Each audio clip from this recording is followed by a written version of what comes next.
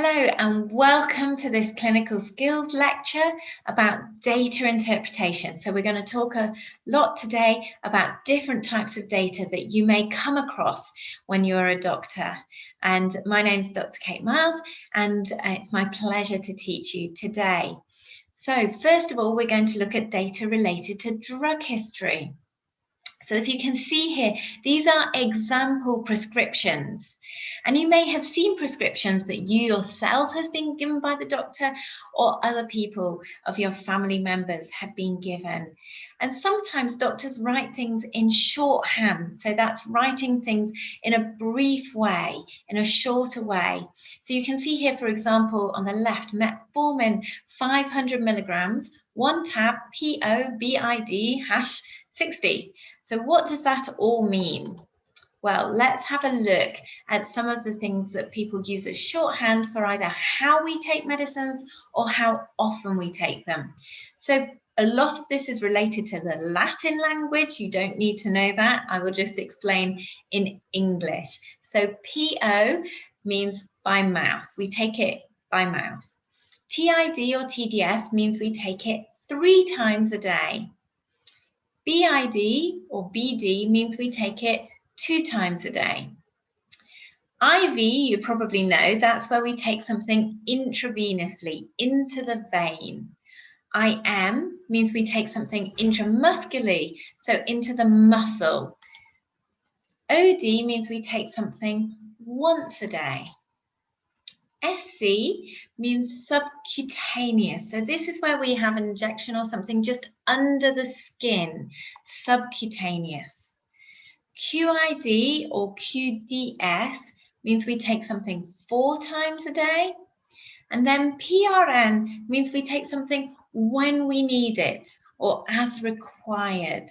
So for example, if I take paracetamol, maybe I only take it when I have a headache as required. And then Q4H means how often?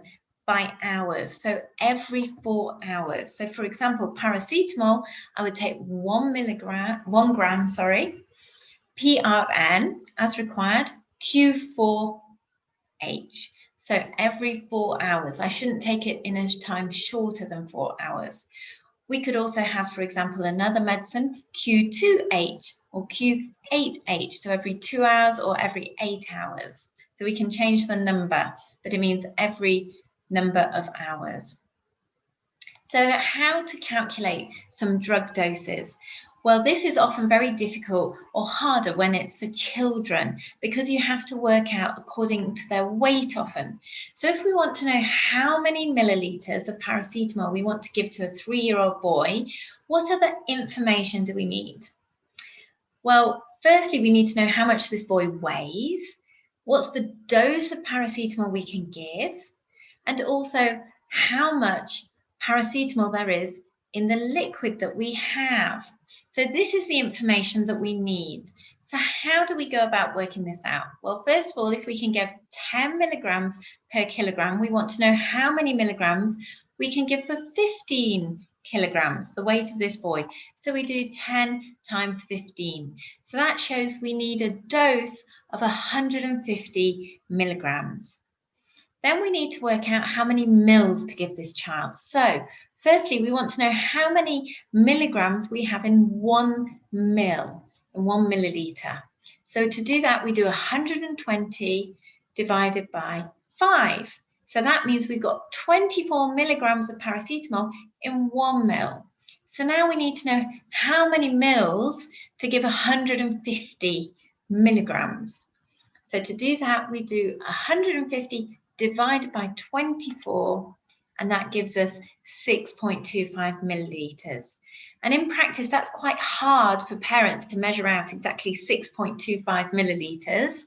So 7.5 mils is safe still. If you look back, it says we can give up to a maximum of 15 milligrams per kilogram of paracetamol, and it's also easier. So let's try that again for amoxicillin. This is an antibiotic. So what information do we need? Again, we need the weight, we need the dose, and we need exactly how much we've got in our bottle. of amoxicillin. So here's the information that we need. But this time, we also need to look and see that it needs to be in divided doses every 8 hours. So we're first of all calculating for a whole day. Don't forget to then divide it into the amount you need to give throughout the day. So again, we want to find out first of all how many milligrams to give. So we do 20, if we use the smallest amount, 20 times 20, that's 400 milligrams is the dose we need to give. Obviously, if we gave the maximum, it would be 20, the weight, times 20 milligrams, which would be double. Then we want to work out how many milligrams of amoxicillin there are in 1 ml. So 125 divided by 5, and that gives us 25 milligrams. Now we want to work out how many mils we want to give this child. So we do 400 divided by 25, and that's 60 mils. But again, beware, that's in a day. So we need to divide this by 3, okay, because we want to work out how many to give in 8 hours. So that comes out at 5.3 mils. Again, that's a bit difficult for parents to measure out. So 5 mils would be safe and would be easy. Okay, so now we move on to family history. Now, family history, we can draw out a pedigree, a family tree, and these are some of the symbols that we use. So, for example, if there's 2 lines drawn across, this means that it's a consanguineous marriage, that it's where cousins have got married. If there's a line across between a male and a female, that shows that they're divorced. The arrow shows this is our patient that we're interested in, the index patient. And do be aware that a square is for male and a circle for female. If we colour that in, that means that they have the disease, they're affected by the disease. If there's a line through, that means that person has died. Okay, and then if there's a small dot down from a line, F, that means that it's a spontaneous abortion or miscarriage, that that baby has not lived. And then a dot in the circle means that this person is a carrier of the disease, but not actually affected themselves. So we have some different ways of inheritance. Here we have the basic family tree. So you can see there's 3 generations. We want to put the eldest on the left and move to the youngest on the right. As we've said, male are squares, female are circles, and if they're affected, then they're coloured in. Now, if it's autosomal dominant inheritance, then we can see that 50% of the children may be affected, and males and females are affected equally. If it's autosomal recessive, and as you can see in this example, both parents are carriers, then you're likely to have 25% of your children are likely to actually be affected by the disease, not just be carriers. And again, male and female are affected equally. In X-linked recessive inheritance, it's a bit different.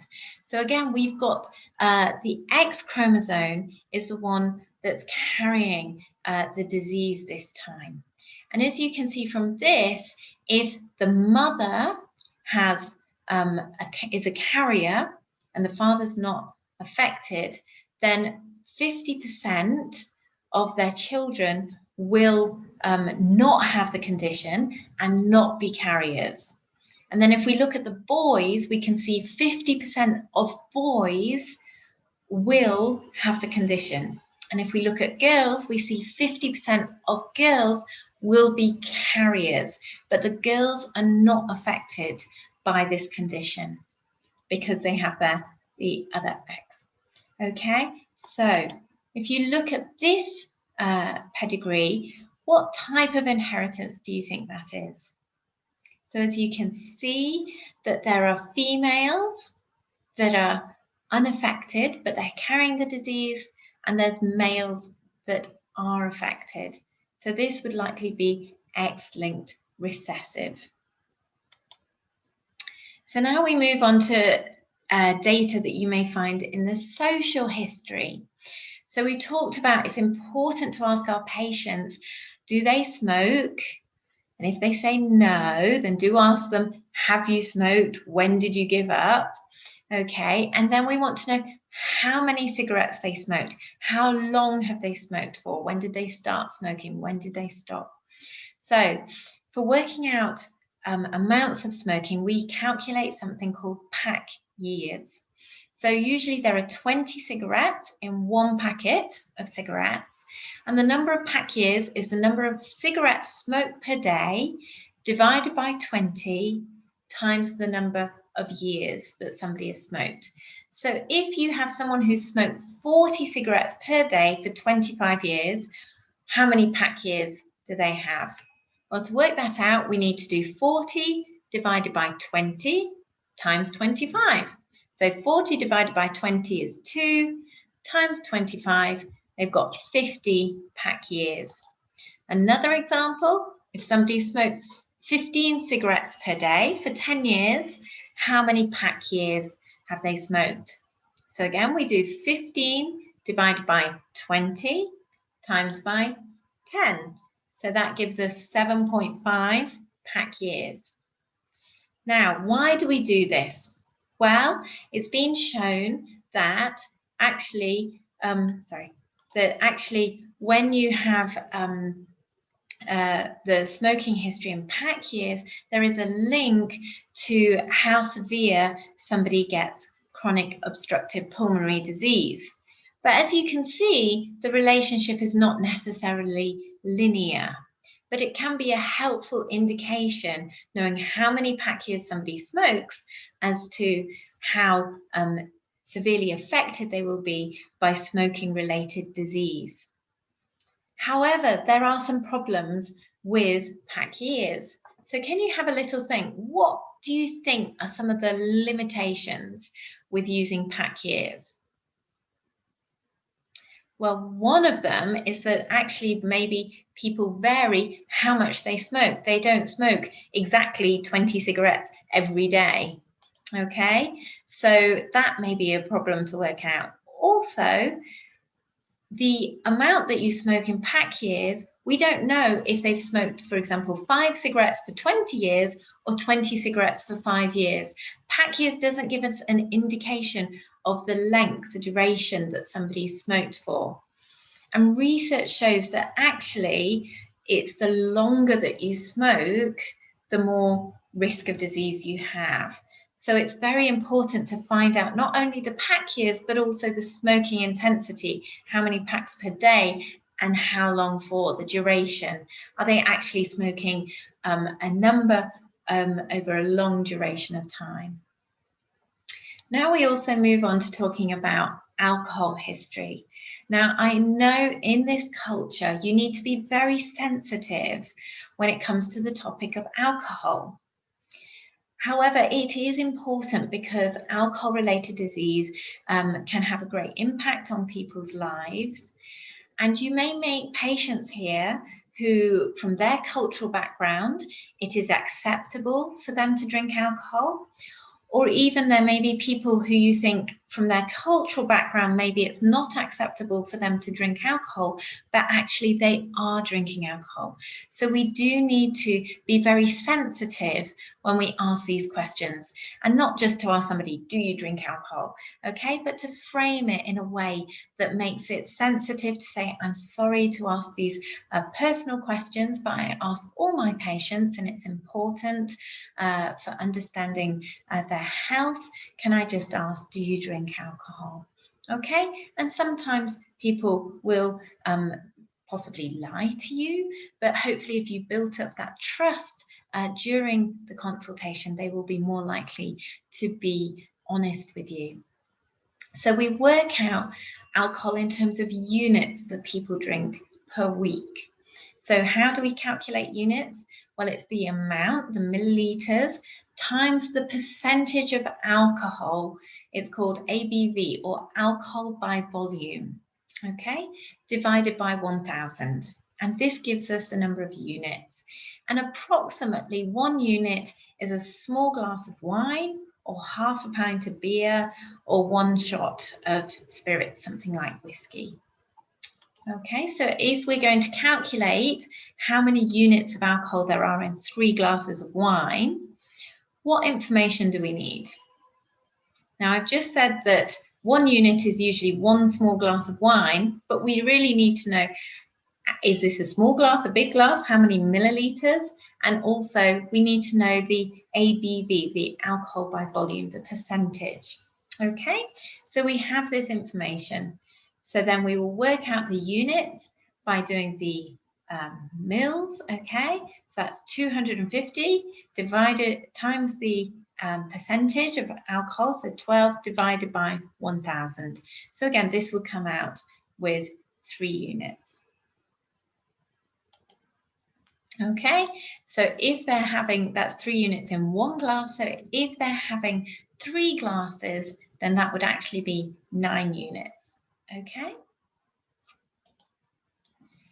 Now, in the UK, they give guidelines that suggest that 14 units of alcohol per week is the maximum safest limit that people could be drinking. And actually, that people have alcoholic cirrhosis, so damage to their liver, the risk is greater if people are drinking regularly rather than binge drinking. Binge drinking means drinking a lot, maybe just on one day at the weekend.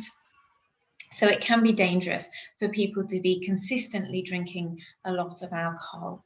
And they say that it is hazardous if people are drinking more than 3 units for men or 2 units for women per day. And it can be helpful to use this screening tool, so it's called CAGE, to ask questions to find out really if there is a problem with somebody's alcohol intake. So for this, you're asking, do you think you need to cut down, reduce the amount of alcohol you're drinking? Do you get annoyed when people criticize the amount of alcohol you're drinking? Do you feel guilty? And do you feel you need an eye opener? Do you feel you need to drink in the morning? These are dangerous signs. And if somebody answers yes to 2 or more of them, then it's important to follow that up further. So now let us move on to some other data. We've got the body mass index. So the body mass index we work out by the weight in kilograms divided by the height squared in meters. So it's a measure of sort of what may be a healthy weight or an obese weight. And it gives us an indication if somebody has a higher BMI that they may have more risk of high blood pressure, heart disease, stroke, diabetes. So you can see here, less than 18.5 is considered underweight. From 18.5 to 24.99, so almost 25, is healthy weight. Over 25 is overweight, so 25 up to almost 30 is overweight. And then over 30 is considered obese. We actually have 3 classes of obesity. So from 30 till almost 35 is class 1, 35 up to almost 40 is class 2, and then over 40 is class 3. So these are ranges, and it can be shown like this on a chart. So you can work out the weight in kilograms, their height in meters, and then you can work out their BMI. Okay. So if we're going to work out the body mass index of a 20-year-old woman weighing 50 kilograms and is 150 centimeters tall. Now be careful because we need the weight in meters. So we want to first of all change it to meters, and then we will do 50 divided by 1.5 squared. Okay, so we need to square the meters first and then divide the weight by that meters squared. So is this weight underweight, healthy, overweight, obese? It's a healthy weight. Okay, so if we want to look at a 60-year-old man weighing 90 kilos and 170 centimeters tall, again, we want to work out the height in meters. We want to square it, so times it by itself, and then we want to divide the weight by that.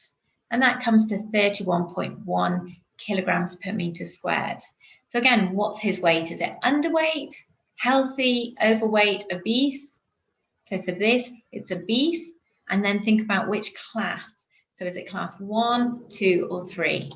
So again, this is obese, it's class 1 in that 30 upwards. Okay, and then looking at our pulse rate. So again, in physical examination, we talk about measuring pulses.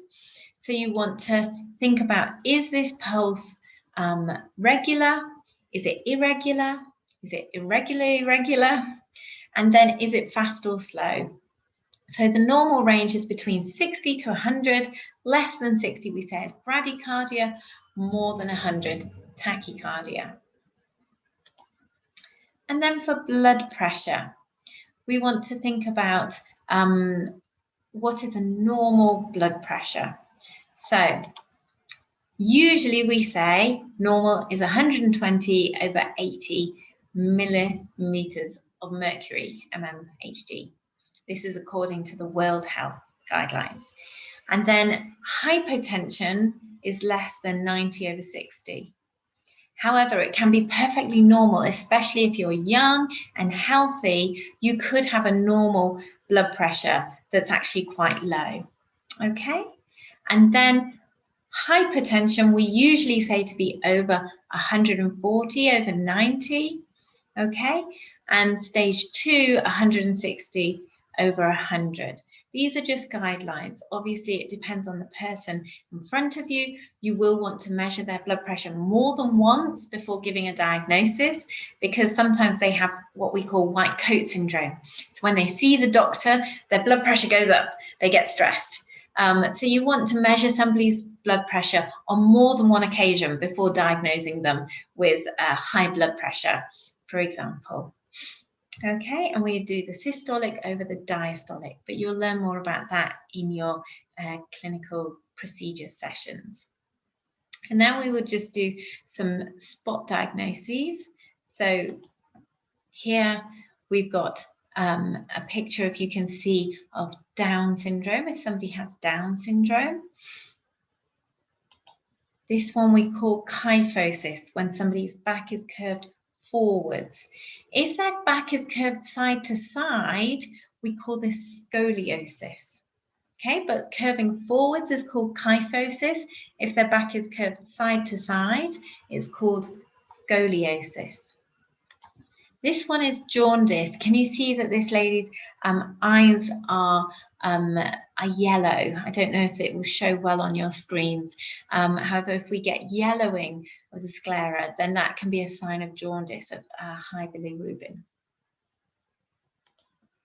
This one is clubbing, which we'll teach you about again in your physical examination sessions, where you want to put your fingers together like this and see if there is a space between them, okay, at the angle of the nail bed. And you can see here it's lost that angle, it's curving over the nails. Clubbing can be a sign of a number of different diseases, but it's important to check for. This is palmar erythema. You can see here reddening on the palms. Again, that can be a sign from liver disease. Here we have what's called angular cheilitis and atrophic glossitis, which basically means you've got these cracks here, if you can see at the corner of the mouth, and a smoothness on the tongue. And these are signs of iron deficiency, anemia, so a lack of iron. This is a lump on the throat, and this is a swelling due to a thyroid goiter. So you have the thyroid gland here. It can become swollen. It can actually become swollen in both hypo and hypothyroidism, but you can get a goiter, a swelling here. And then these are some examples of lumps on the skin. So you can get a lipoma, which is just a fatty sort of growth, which will feel soft and mobile. You can get a sebaceous cyst, which you can see here has a punctum. It's this black dot, and this is where there's been a blockage to the gland, and so then there's a buildup of sebum underneath, and you can get a lump. Okay, so often a sebaceous cyst will have this black sort of dot. And that's different from, on the other side, a squamous cell carcinoma. We can see it looks, I know it's not super clear on the screen, but it looks a bit more irregular in shape. It's got irregular colouring, this irregular redness. It may feel harder. It may not be so mobile. So that may be a squamous cell carcinoma. So I hope this has been a helpful look at some of the data that you may come across, be that pictures, be that family trees, making calculations to do with the consultation. Thank you very much.